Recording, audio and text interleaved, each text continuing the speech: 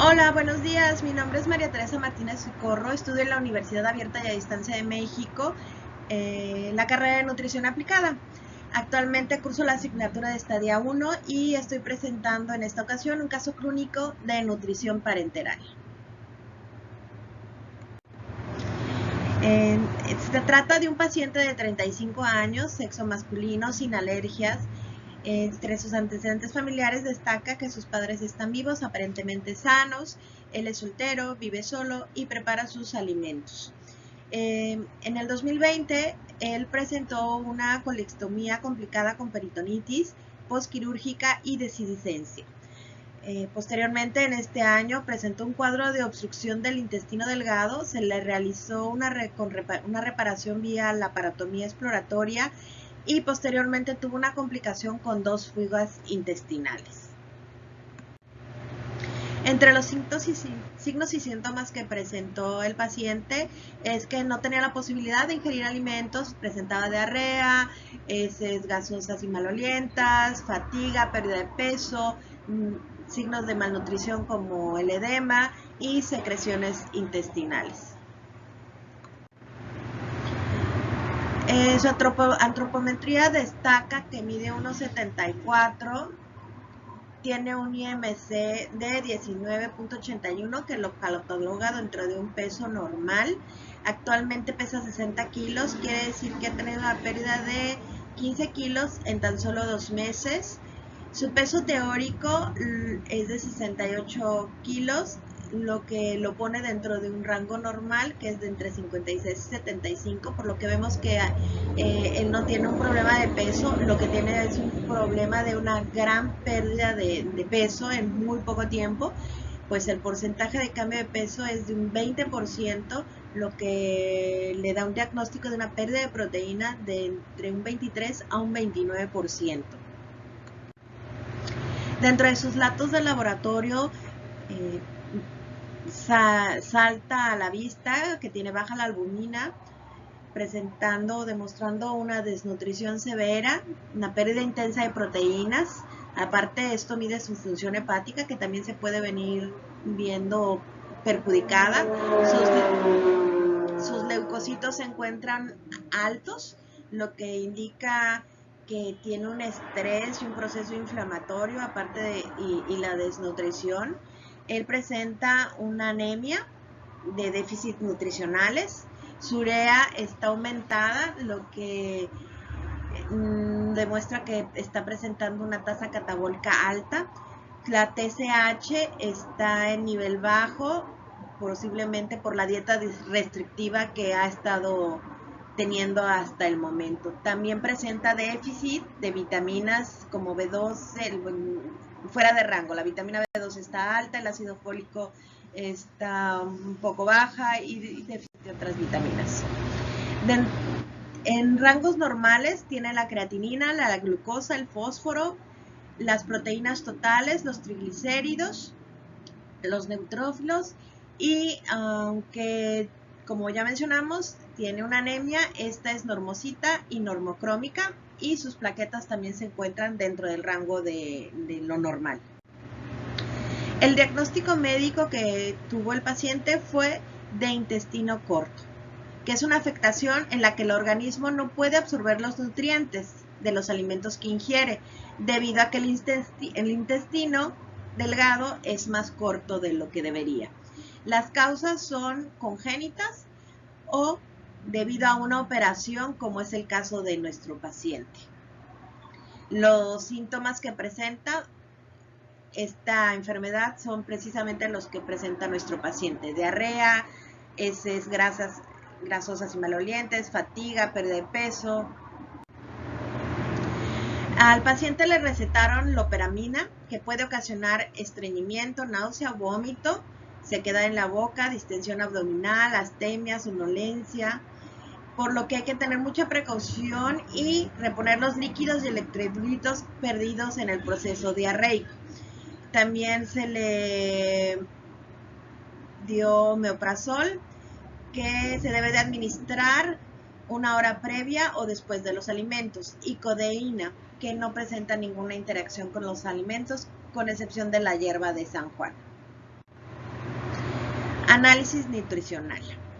El resultado de cribado dio un riesgo nutricional igual a 5, lo que es un riesgo nutricional alto, con gran pérdida de peso, depresión muscular y pérdida proteica de un 23 a un 29%.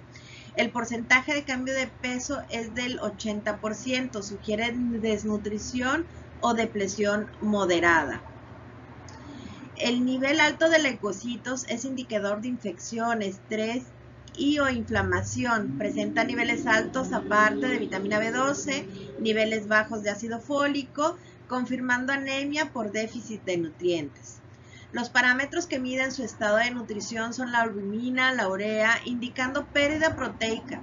Los niveles de hemoglobina evidencian y corroboran anemia por déficit de nutrientes. Los niveles bajos de TSH a causa del ayuno y dieta restrictiva en calorías e hidratos de carbono por su patología base. Presenta además hiponatremia, niveles bajos de potasio.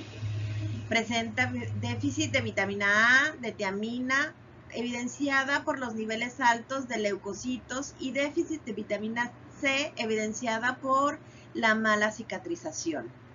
La creatinina, glucosa, plaquetas, triglicéridos, vitamina B12 y fósforo se encuentran en rangos normales. Diagnóstico nutricional. Paciente masculino, 33 años, presenta desnutrición proteica e energética relacionada al cuadro fisiológico base, evidenciado por la composición corporal, la pérdida grave de peso y los estudios de laboratorio, albumina, urea, hemoglobina, leucocitos, y por la exploración física. Las recomendaciones nutricionales para el síndrome del intestino corto son que es indispensable la nutrición parenteral para mejorar el pronóstico. Deberá permanecer sin alimentación oral o nutrición enteral mientras se resuelve el ilio, y la nutrición parenteral se reducirá gradualmente a medida que es aceptada la nutrición enteral. El manejo nutricio incluye la evaluación del estado nutricional, vigilancia en el ajuste de líquidos y electrolitos, oligomentos, vitaminas, calorías y nitrógeno adecuado para satisfacer las necesidades metabólicas. Por último, hay que tener un empleo selectivo y una gran vigilancia en la transición de la vía parenteral a las fórmulas enterales y posteriormente a la vía oral.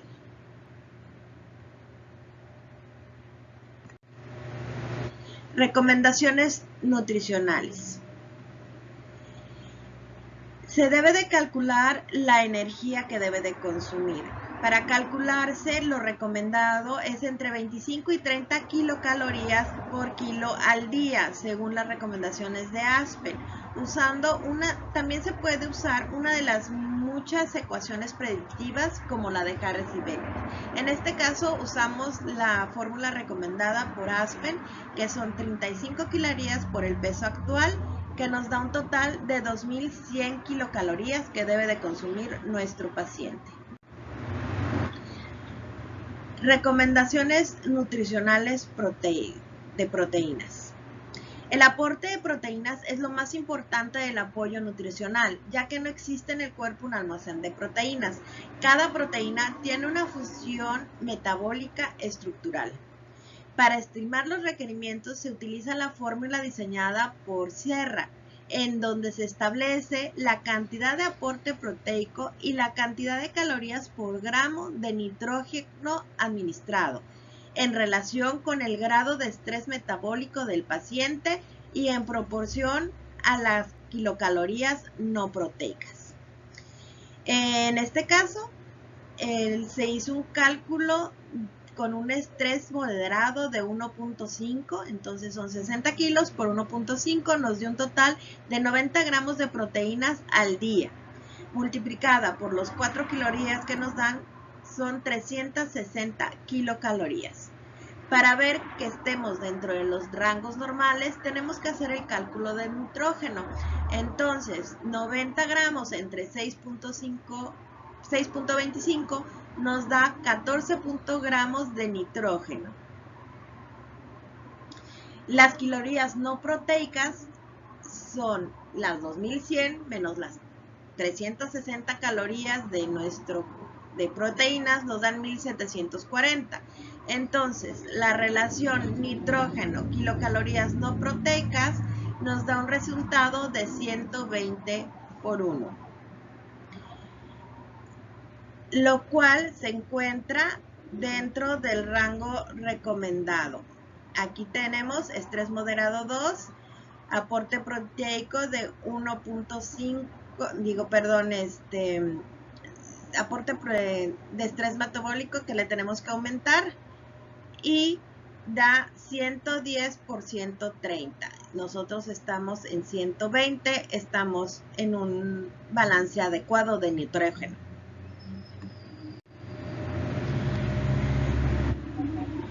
Para definir los carbohidratos, tenemos que tener presente que las necesidades de energía en un paciente con nutrición parenteral se cubren solo con los hidratos de carbono y los lípidos, lo que mencionábamos hace un momento. La energía proveniente de proteínas se va a aprovechar como construcción de masa magra. Se recomienda calcular la energía total no proteica en 60-70 de hidratos de carbono y de 30 a 40% de lípidos. Entonces, si nuestras calorías no proteicas son 1740, el 60%, si se lo damos de carbohidratos, van a ser 1044, lo que nos da un total de 307 gramos. Nos da un total, de carbohidratos.